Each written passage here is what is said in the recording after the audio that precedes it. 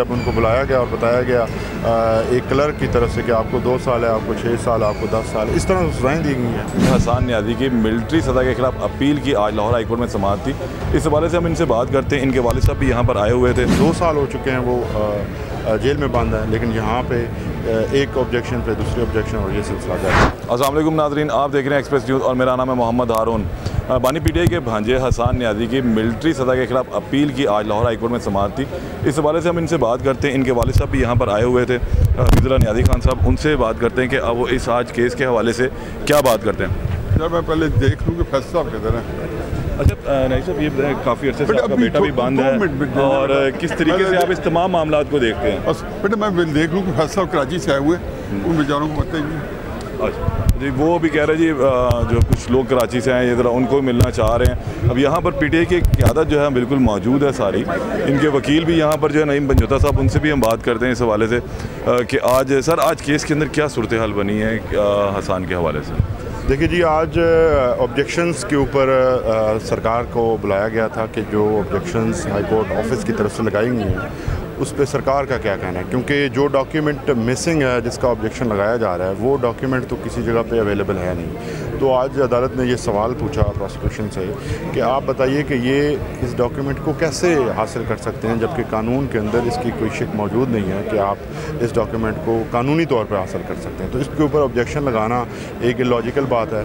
इसी के लिए फिर डिलेइंग टैक्टिक एक बार फिर इस्तेमाल किया गया। हालांकि इतने ब्राइट हमारे वकील हैं हसन नियाज़ी साहब, वो इन ऑब्जेक्शन ऐसी छोटी छोटी बातों की वजह से वो अंदर बैठे हुए हैं। 10 साल की अगर सज़ा दूसरे केसेस में हो, 14 साल की इवन साए मौत भी हो, तो फिर भी उनको एक मैकेनिज़्म प्रोवाइड किया जाता है जिसके अंदर जो है वो उनका केस टेकअप हो जाता है। यहाँ 2 साल हो चुके हैं वो जेल में बंद है, लेकिन यहाँ पे एक ऑब्जेक्शन पे दूसरी ऑब्जेक्शन और ये सिलसिला जारी है। आज सरकार का क्या जवाब आया, वो डॉक्यूमेंट क्यों नहीं फराहम किया जा रहा? देखिए, आज फिर एक दफ़ा टाइम मांगा गया है और अदालत ने फिर उनको नेक्स्ट ट्यूसडे का टाइम दिया है कि नेक्स्ट ट्यूसडे अभी आप मेरिट के ऊपर बात नहीं करेंगे, सिर्फ जो ऑब्जेक्शंस रेज़ की गई हैं हाई कोर्ट ऑफिस की तरफ से क्यों ना इनको ख़त्म करके रेगुलरली इस केस को सुना जाए। अदालत ने आज ये सवाल पूछा, तो उसके लिए उन्होंने टाइम मांगा है। हालांकि इसके लिए टाइम की ज़रूरत नहीं थी। वो ऑब्जेक्शंस वो जब से केस फाइल हुआ है उसके साथ मौजूद है वो लिस्ट। आज अनफॉर्चुनेट है कि अदालत में एडमिट किया उन्होंने कि उनको शायद कानून का भी नहीं पता था। तो ये सारी चीज़ें हैं, लेकिन उम्मीद है कि चलें एक सिलसिला शुरू तो हुआ है कि किसी तरफ। कितने पुर उम्मीद हैं आप लोग इस केस को यहाँ पर लाकर हाई कोर्ट के अंदर के यहाँ से ये सज़ा जो है मुअत्तल हो सकती है या नहीं? देखिए, सबसे पहली चीज़ ये है कि कानून के अंदर जिस तरह से सुप्रीम कोर्ट ने हुक्म दिया था अपनी जजमेंट के अंदर कि आप कानून साजी करें 45 दिन के अंदर, वो कानून साजी नहीं की गई। और फिर चीफ जस्टिस साहब ने अपनी जजमेंट में ये भी फरमाया था कि अपील का जो हक़ है और अगर उसका नहीं है तो फिर उसका मेकनिज़म जो है वो बनाया जाएगा। तो इस किस्म की कोई बात हमारे सामने अभी तक आई नहीं है। तो एक इंसान को आप रेमडीलेस कैसे छोड़ सकते हो? फिर ये तो मुकदमा ही वकीलों का है। एक वकील हैं जो सज़ा भुगत कर आ गए हैं मिलिट्री कस्टडी से, हैदर मजीद, और दूसरे जो हैं वो 10 साल के लिए अंदर हैं जिनका आगे कोई आपने कोई रास्ता नहीं दिया। तो इस तरह किसी दुनिया के कानून में नहीं होता। ये अखलाकी तौर पर गलत है, कानूनी तौर पे गलत है, और इंटरनेशनल जो आपके जितनी कन्वेंशंस हैं, जितने जस्टिस सिस्टम्स हैं, उन सब में ये गलत है। अच्छा आपने हैदर मजीद का और हसन नियाज़ी का कंपैरिजन करने की कोशिश की कि 2 साल की सज़ा वो काट कर आ गए हैं, इनको 10 साल की सज़ा हुई है, तो दोनों के जुर्म की नौइयत भी तो मुख्तलिफ होगी, तो उस हिसाब से सज़ा दी गई है उन्हें।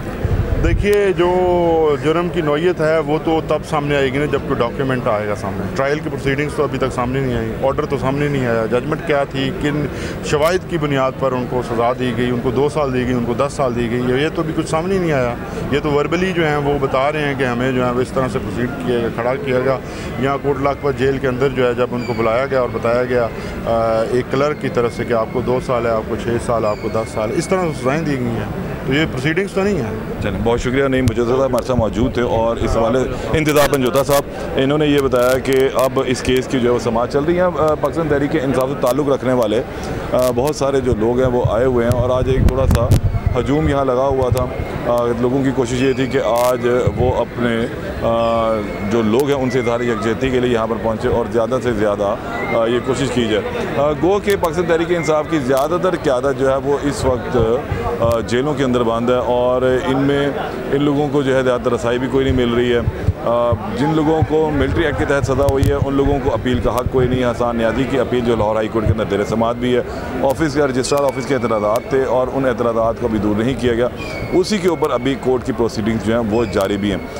ये आज तमाम सूरत लोग यहाँ पर मौजूद रहे। जो मुकामी क़यादत जो जेलों से छूट कर आई है वो भी कुछ बाहर निकली हुई थी और आज यहाँ पर पहुँचे। हैदर मजीद यहाँ पर आए हुए थे। इस प्रोसीडिंग के शुरू होने से कबल पाकिस्तान तहरीक इंसाफ का एक छोटा सा seminar Lahore high court bar के अंदर भी हुआ था और वहाँ पर इन तमाम लोगों ने तकारीर जो है वो अपना गुफ्तशनीद की, अपने ख्यालात का इजहार भी किया और अब इस वक्त ये तमाम लोग यहाँ से रवाना हो चुके हैं। इस केस की जो अगली तारीख है वो मंगल की दी गई है।